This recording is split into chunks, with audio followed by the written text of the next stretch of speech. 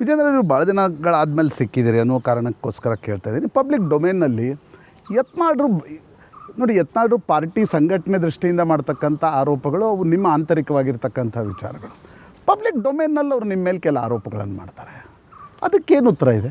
ಏನೇನು ಆರೋಪ ಮಾಡಿದ್ದಾರೆ ಅವರು? ನಾನು ಒಂದೊಂದಾಗಿ ಹೇಳ್ತಾ ಹೋಗ್ತೀನಿ. ಅವ್ರು ಹೇಳ್ತಾರೆ ಮುಖ್ಯಮಂತ್ರಿ ಪುತ್ರ ತಾವೇ ಸಹಿ ಮಾಡ್ತಾಯಿದ್ರು ಅಂತಕ್ಕಂಥದ್ದು. ಪಬ್ಲಿಕ್ ಡೊಮೇನಲ್ಲಿ ಅವ್ರು ಬಂದು ಆರೋಪ ಮಾಡ್ತಾರೆ. ನಾನು ತಪ್ಪು ಮಾಡಿದ್ದು ಅದನ್ನೇ.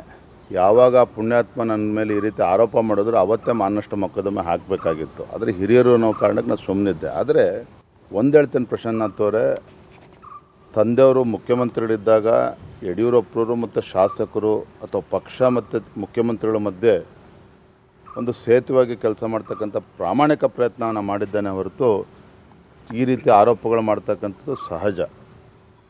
ಯಾಕೆಂತೇಳಿದ್ರೆ ಎಲ್ರಿಗೂ ಕೂಡ ಭಾಳಷ್ಟು ಜನಕ್ಕೆ ಮುಖ್ಯಮಂತ್ರಿಗೆ ಆದ ಮೇಲೆ ಕಣ್ಣಿದ್ದರಿಂದ ಈ ರೀತಿ ಆರೋಪಗಳು ಯಾರ ಮೇಲೆ ಆರೋಪ ಮಾಡಬೇಕು?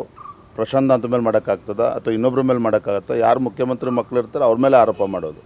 ಹಾಗಾಗಿ ಆ ರೀತಿ ನನ್ನ ಮೇಲೆ ಆರೋಪ ಮಾಡಿದ್ದಾರೆ ಹೊರತು ವಿನಃ ಅದು ಯಾವುದರಲ್ಲೂ ಕೂಡ ಸತ್ಯಾಂಶ ಇರಲಿಲ್ಲ. ಆದರೆ ಒಂದು ಹೇಳ್ತಾನೆ, ನಮ್ಮ ಪ್ರಧಾನಮಂತ್ರಿ ನರೇಂದ್ರ ಮೋದಿಜಿಯವರಾಗಲಿ, ನಡ್ಡಾಜಿ ಅವರಾಗಲಿ, ಅಮಿತ್ ಶಾಜಿ ಆಗಲಿ, ಆ ಆರೋಪದಲ್ಲಿ ಸತ್ಯ ಇದ್ದಿದ್ದೇ ಆದರೆ ನನ್ನನ್ನು ಹೊತ್ತು ಇಷ್ಟು ದೊಡ್ಡ ಜವಾಬ್ದಾರಿಯನ್ನು ಕೊಟ್ಟು ನಂಗೆ ಕೂರಿಸ್ತಾ ಇರಲಿಲ್ಲ.